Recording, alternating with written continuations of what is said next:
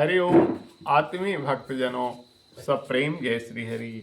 आज का प्रसंग है गायत्री मंत्र जप की महिमा। गायत्री मंत्र ओम भूर्भुवः स्वः तस्वितुर्वरेण्यं भर्गो देवस्य धीमहि धियो यो नः प्रचोदयात्। यह ऋग्वेद में 3:62-10 का मंत्र है, लेकिन ये चारों वेद में समान रूप से है, जिसकी हिंदी में अर्थ इस प्रकार से होता है। जो हमारी बुद्धियों को सन्मार्ग की ओर प्रेरित करते हैं, उन सविता देव का वरण करने जो विकार नाशक दिव्यता प्रदान करने वाले तेज को हम धारण करते हैं।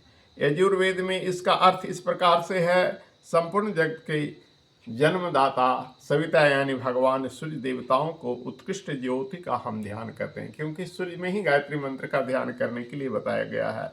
हम उसके तेज को धारण करें, यानी सूर्य के तेज को धारण करें, इसलिए गायत्री मंत्र का भक्त तेजस्वी होता है और हमारी बुद्धि सन्मार्ग पर यानी श्रेष्ठ कर्म के लिए प्रेरित करें, इसलिए गायत्री मंत्र का भक्त श्रेष्ठ बुद्धि वाला होता है।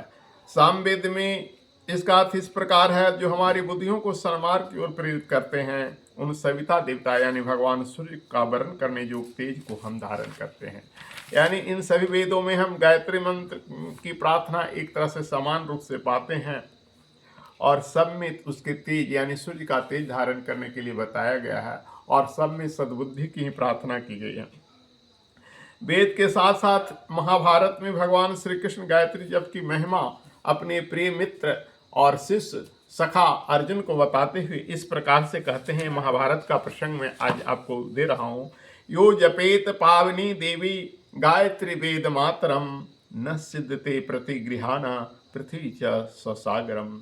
ये चास्या दुखिता कैचिद ग्रहा सूर्याद्यो दिवी ते चास सौम्या जायन्ते शिवा शुभकारस्तथा पुनन्ति पृथिव्या च चीर्ण वेद व्रता नरा चतुर्णामपि वेदानाम साहि राजन गर्यसि भूर्भुवः स्वरिति ब्रह्म यो वेदान्वितो द्विजा स्वदात्नितो दान्ता स विद्वान् स भूसुरः सहस्त्र परमां देवी सप्तमध्यां दशावरां सावित्री जप कौन्ते सर्व पाप प्रणाशनम। भगवान कृष्ण अर्जुन को कहते हैं, जो ब्राह्मण सबको पवित्र करने वाली वेद माता गायत्री देवी का जप करता है, वह समुद्र पर्यंत पृथ्वी का दान लेने पर भी प्रतिग्रह का दोष से दुखी नहीं होता है और सूर्य आदि ग्रह जो उसके लिए अशुभ स्थान पर रहकर अनिष्टकारक होते हैं, वह भी गायत्री के जप के प्रभाव से शांत शुभ और कल्याणकारी फल देते हैं।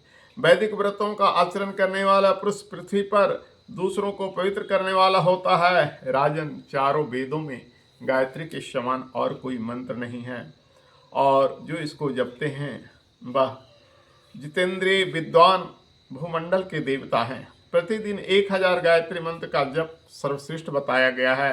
100 मंत्र जप करना मध्यम बताया गया है और 10 बार यानी मंत्र जप करना कनिष्ठ बताया गया है। इसलिए हे कुंती नंदन, तुम सदा गायत्री मंत्र का जप करो।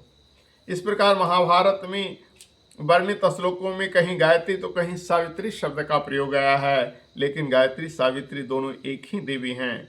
दोनों के देवता सविता हैं। भगवान श्री कृष्ण भी गीता में गायत्री छंद साम हम कहें, यानी छंदों में मैं गायत्री छंद हूँ।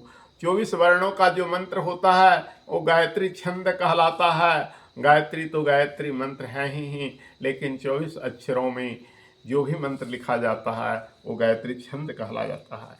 इसीलिए सभी देवताओं की अपनी अलग अलग गायत्री है। गायत्री सबसे पावरफुल, सबसे शक्तिशाली मंत्र है और इसके जप करने से कुछ भी असंभव नहीं है। इसलिए गायत्री मंत्र की जप की महिमा का वीडियो मैंने पहले भी बताया हूँ और आज भी महाभारत के प्रसंग लेकर आपको दे रहा हूँ। आशा करता हूँ कि आप लोग गायत्री जप से लाभान्वित होंगे। हरि ओम तत्सत। जय वेद माता गायत्री, जय गुरुदेव गुरु माता जी।